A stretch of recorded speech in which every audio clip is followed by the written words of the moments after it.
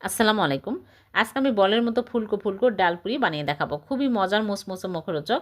প্রথমে ১ কাপ আটা, স্বাদমতো লবণ, ইস্ট ১ চামচ, হালকা কুসুম গরম পানি দিয়ে ভালো করে মথে নেব। ৩-৪ মিনিট ধরে মথে নিতে হবে।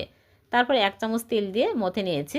এখন রেস্টে রেখে দেব ১ ঘন্টা। আর এদিকে আমি মসুরের ডাল নিয়েছি হাফ কাপ সিদ্ধ করে, স্বাদমতো লবণ, মরিচের গুঁড়া, হলুদের গুঁড়া, জিরা ধনিয়া গুঁড়া আর পেঁয়াজ বেরেস্তা দিয়ে দিলাম, কাঁচামরিচ কুচি আর দিয়ে দিলাম ধনিয়া পাতা কুচি। এখন মাকে এক সাইডে রেখে দিলাম। আর এদিকে ১ ঘন্টা পর আমি ডোটা ফিরিতে নিয়ে লেচি কেটে নিচ্ছি। একটা করে লেচি নিয়ে এরকম করে আমি রুটি বেলে নিব। তারপরে ভিতরে পুর পরিমাণ মতো দিয়ে সাইড দিয়ে পানি দিয়ে আটকে নিব।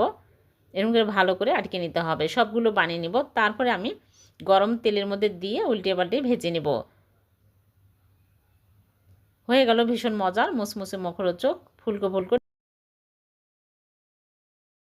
ডাল পুরি। ভালো লাগলে লাইক করুন, শেয়ার করে দেবেন। আল্লাহ হাফেজ।